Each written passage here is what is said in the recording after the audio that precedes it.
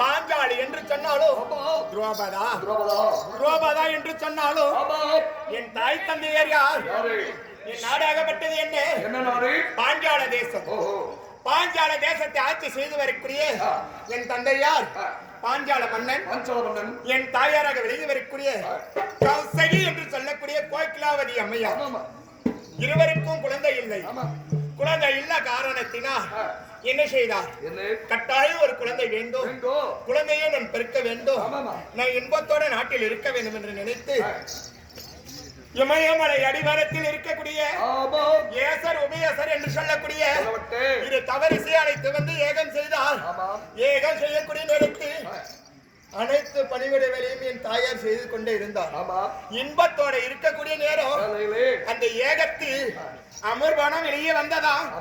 அந்த அமர்பானத்தை எடுத்து ஏசரும் உபயேசரும் என் தந்தையார் இடத்தில் குளிக்கும் போது என் தந்தையார் எடுத்துக்கொண்டு பார்க்கிறார். என் தாய் மறைந்து நிற்கிறார், தள்ளி நிற்கிறார். ஏமா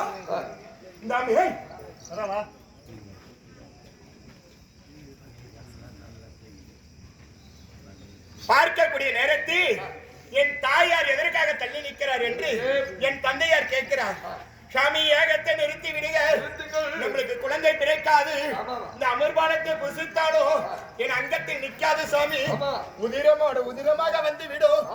ஏம்மா என்னாச்சு? சாமி, நான் மாதவிடா ஆகிவிட்டேன்.